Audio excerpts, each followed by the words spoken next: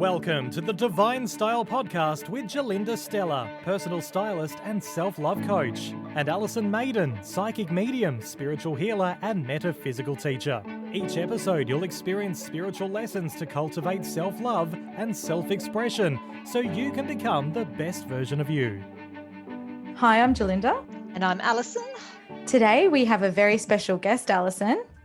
Yes, we do. We've got the beautiful Donna Johnson, who has just joined my team as a wonderful astrologer, and she's amazing. I've had charts done by her. Friends have had charts done by her, and she's absolutely spot on, accurate, and an all-round beautiful lady. So with all of that, here's Donna. Well, how's that for an introduction, Donna? Thank you, ladies. Oh, they're big shoes to fill. Yeah. Thank you for joining us on the Divine Style Podcast. Thank you. Donna, what is astrology and what do you do as an astrologer? Well, astrology is the study and interpretation of how the planets and the stars can affect us and the world that we live in. I take the moon, for example. It has such a huge effect on our oceans, which create our tides. And when you think about it, our bodies are made of over 50% of water. So that's affecting our emotions and our cycles. Wow. Now, it's quite incredible, true. isn't it? Yeah. It really is. And in the sky, the planets have an impact on our lives from birth to where we are today. So I personally think astrology is a wonderful tool for self-discovery. It's really been wonderful for me. So as an astrologer, I started learning astrology in the Placidus system, and which was wonderful, but I really resonated with the traditional system. This is where the outer planets of Uranus, Neptune and Pluto don't get allocated to a star sign because they weren't discovered. I think Uranus wasn't discovered till 1781.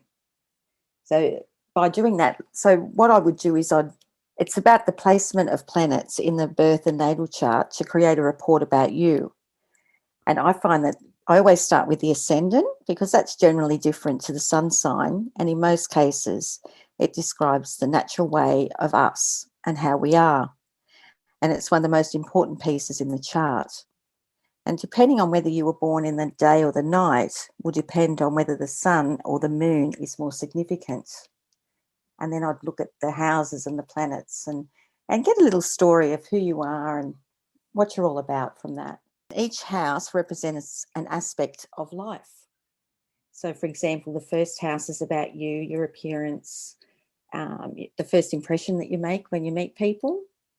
The fourth house is about your family. And it's the most private house in the wheel. The seventh house is about relationships and marriage and partnerships. And then the 10th house is about career, fame, your professional life, and how you're seen out in public. So each house represents a different part of you. Wow, that's amazing. So with astrology, I mean, often I hear about, the planets and the sun signs and things like that. How does that work together? Are you able to maybe give us a bit of a guide around the planets and the signs that they rule? Yes, certainly. So we start off with Mercury, who rules Gemini and Virgo. And he's about language and communication and learning. It's also about siblings as well, educations, our thoughts, and it's very much a network energy. We're networking with people.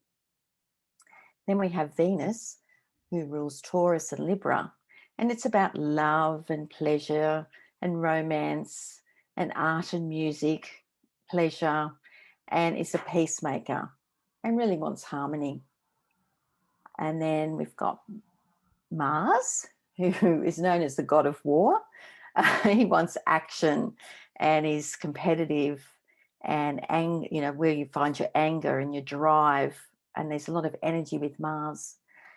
And he's quite impatient, which is not so great at times.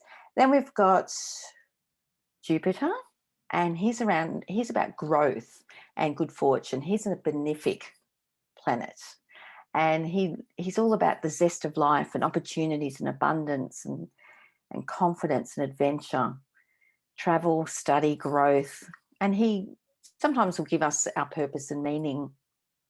And Saturn is more about the limitations and control and structures, boundaries.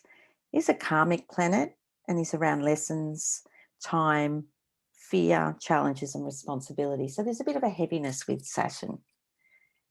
Then we've got Uranus, and he's about change and independence and freedom and authenticity. He's the rule breaker of the zodiac. He wants change. Then we've got Neptune. He's the one that's sort of about sacrifice and dreams and fantasies and imagination, and can often bring some confusion and disillusionment. And there's no boundaries with Neptune, and he has his rose-coloured glasses on all the time.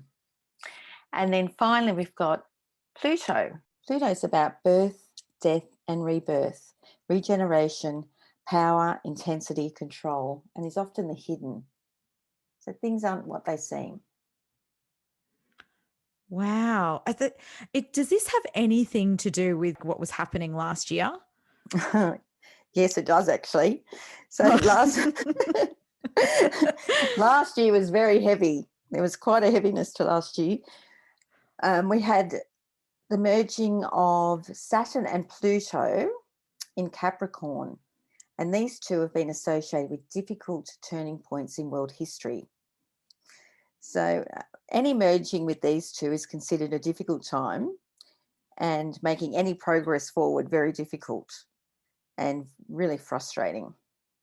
I did a little bit of a look back in history, and in the early 1980, we saw a reset of the financial markets and a short but severe recession. We also saw the beginning of the AIDS epidemic and the fear it brought to humanity. And then I looked further back, and in around 1914, World War I started, and we had power and control themes. There's a bit of a history with these two. Yes. So, I mean, just by looking around us, we can see the massive shifts that are happening on the planet with, politics and, people in general. I'm getting a lot of people, calling me up in panic mode saying things, I can't control things. I can't sleep at night. I'm up at 3 a.m. every morning. I've got, all these ideas coming through my head and I don't know what to do with them. And clearly that's something to do with where these planets are, because they influence us, don't they? They influence the way we think and the way we feel. And as you said, Donna, depending on where that influence sits in our own personal chart, and it can be in the areas of, home, career, the way we think about ourselves, et cetera, et cetera. So it's going to influence different aspects of our lives. But the way I feel at the moment is I'm on super creative mode right now. And I just can't, I've got so many ideas flowing through my head about, TV shows and books and how I can get out and teach different classes. And I mean, there's only one of me, and what's happening is that I'm burning out because I can't get to all the stuff I need to get to. So is that a symptom of all these planets? Do you Very think? much so, yes, Right. Because it's we're in an air sign. So it's all in your mind and creativity and ideas. So yes, that's definitely, you're very normal, Alison. Oh, am I? You're the first person to ever tell me that. Well, with your symptoms you are anyway. I'm glad I'm a living, breathing example of what's happening right now. But it's interesting that you say that, because with Saturn in Aquarius, we really need to be mindful of our mental health. Ah, yes.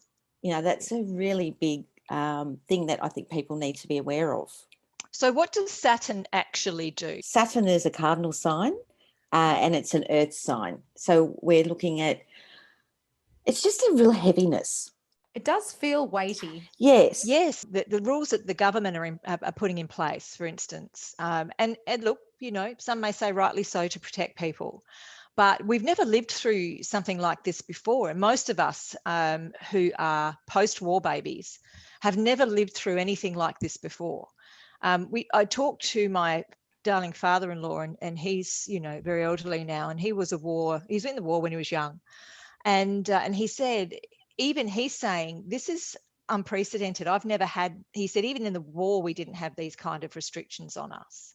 So when someone says that, who lived through World War II, you've got to think, wow, there's an awful lot going on here with control and restrictions around us, which would make us internally feel like we can't control. Yes. And then, of course, you add Saturn to that. And if you have that kind of tendency to feel like you can't be restricted, or you feel then that you're quite threatened, that would bring it out more, I would imagine. Yeah, and Saturn rules government. Well, there you go. Can we nuke it? We no longer want Saturn. No. But the good thing is he's in with Jupiter, so that's a plus. So what does Jupiter do? So Jupiter, he's all about growth and new understandings and development experiences in your life, opportunity, prosperity. So, with the combination of the two, I think if we can get out of our Saturn, our comfort zone, and then jump into our Jupiter, we're going to get experiences through that growth of being out of our comfort zone.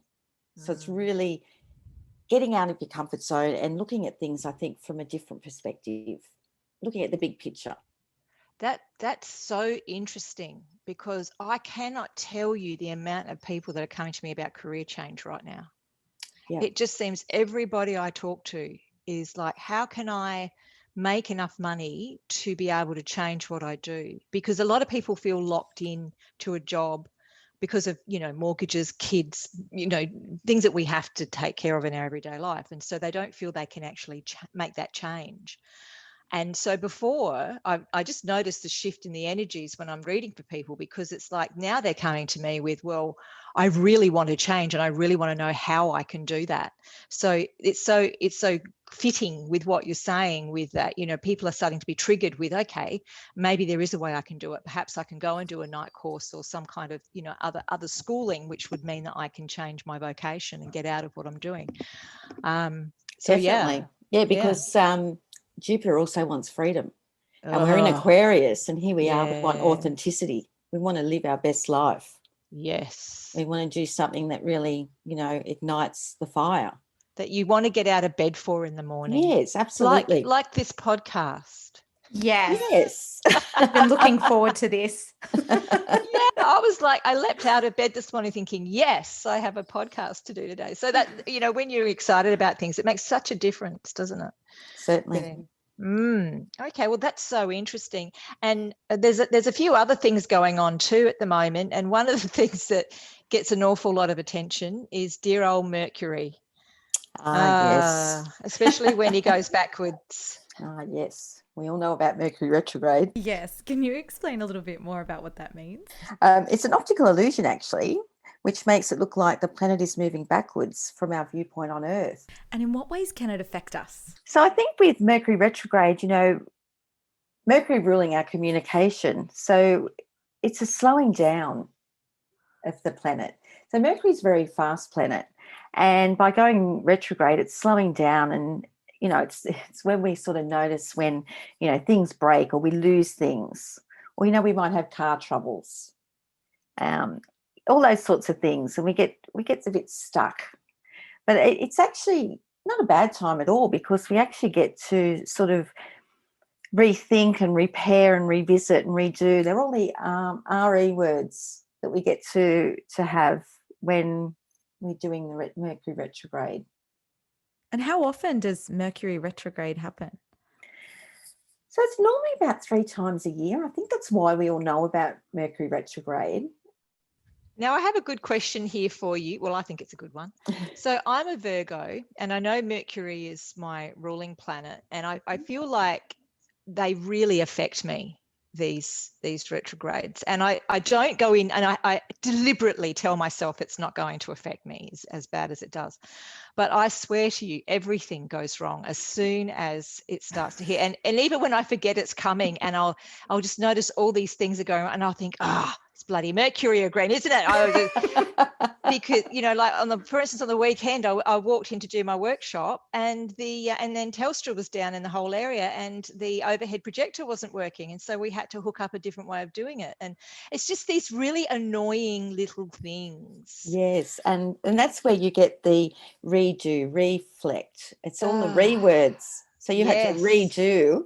Yes, we did. We had to redo, and just even things like, you know, emails not sending. Yep. When normally there'd be no problem. I'm having that all the time, and people just go, "Oh, that's just, you know, Telstra." But in the area, well, could possibly be doing work in the area. Just clarify that. But, you know, it's what it's about, I think, is challenging you to make things, you know, easier in your life by perhaps finding different ways to do it, and solving that problem. And thank goodness I have my little Virgo, well, he's not little anymore, Virgo problem solver with me, because James, who is basically the male version of myself, but a lot more tech savvy, was able to help out. But, you know, I think that the whole thing around Mercury, it gets a pretty bad rap, you know, because everybody's like, "Oh, it's that. That's why my life's just a whole pile of you know what at the moment." Absolutely. That's right. We do get a lot of people saying to us, you know, "When's it going to end?" Yes. And we all know that when one cycle ends, another begins. Oh, we're going to have a little brief break. And the next one's on the 29th of May to the 22nd of June. And it'll be in Gemini. So we've got the double Mercury signature, because Mercury does rule Gemini. So I guess the best things we can do is, we can be prepared for miscommunications, for one. So double check everything. And I think the best thing is to be flexible and to be adaptable and be patient and stay up to date with changes when travelling. You know, do some maintenance on your car before the 29th of May. Back up your computer. You know, revisit persistent issues from your past. And most of all, just breathe. I think that's the best advice. That is a good tip. I'm always saying to myself, just take a deep breath. Yeah, just breathe. So I feel like when we're in that shadow period too, and just correct me if I'm wrong, it's like if we haven't done what we needed to do during it, it'll have like this faint little whisper coming up afterwards going, "Hey, you forgot about this." Yeah, that's right. And so something will again sort of fall over, but not in such a dramatic way, but just to remind us that, hey, we've got to get back on the program. And people say too, you know, like, don't sign contracts, don't do, you know, any real big things in this, but there's something you can't avoid it sometimes. It's just the way it is, you know. That's exactly right. And it's not all bad. You know, I think people sort of go, "Oh, no." But, you know, it actually, like during that 3 weeks, we get to see our world in a different light. Old ideas may come back, or old conversations may re-emerge, and we have an opportunity to re-experience them and get a different perspective on them. Does the movement of the planets affect your sleep? Because I've been having some crazy dreams. Definitely.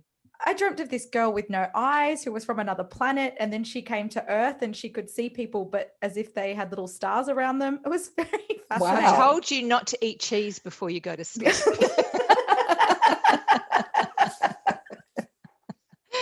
Cheese or chocolate, isn't it? Yeah. Oh. Yeah, well, I think that a part of the whole thing with our mind in trying to work things out, you know, subconsciously through the dream state, particularly when these sorts of energies are around, it's like it really does put us into overdrive. And there's a dream symbology, which we will talk about in our dream podcast, but the symbology around dreams is a different language altogether. So, you know, for instance, when, you know, you dream about water and you're in deep water, or you feel like you're submerged in water, it's not about you having a dream that you're going to drown. Water is actually emotion in dream language. So you feel overwhelmed and you feel like you're going to be, you know, drowning in emotion, not actual water itself. So there's a whole heap of your dream might sound totally crazy, but when we actually break it down to dream language, it'll have a very important meaning. I guarantee it. So you better write that one down, and we'll Yes. I look forward to hearing about that. I blame Mercury. Why not? Everyone else does. It But must I be mean, complex. all the planets do go into retrograde, believe it or not. Yes. So it's not just poor old Mercury. But because I think because it does affect our everyday lives, because the communication aspect of it, it just, we notice it more. Absolutely. And it happens more often. Yeah. So, right. we So are 4 more times aware a year is it's a lot. It's a lot to put us through, I think. Yes. Yeah, for at least, It is. 6 weeks with the shadow period. So, yeah. Yeah. And so if I came to you, Donna, and wanted a chart done to sort of show me what my strengths and my weaknesses are, as far as, if I wanted to improve myself through my knowledge of the where the planets were when I was born, that's called a natal chart, isn't it? Where you, yeah. But you can also do charts or predictive sort of charts on where the planets are going to be in the year ahead. And perhaps even compatibility charts for relationships, things like that. See, I'm all into that. I think that, well, I know that's why you've come onto my new site, Find My Soulmate, because that's going to be amazing. We've had such incredible feedback already from people that are just can't wait for it to start up, because we're going to be doing things that other people have not done before. And we're going to be able to match people not only on astrology, but also on numerology and psychology. So there's going to have 3 aspects here. So we've got to get it right. So this 100%. This is such an interesting thing, because when you think about getting involved with somebody, and it's always done, as far as I'm concerned, people are pulled together. There's an invisible thread that pulls us together.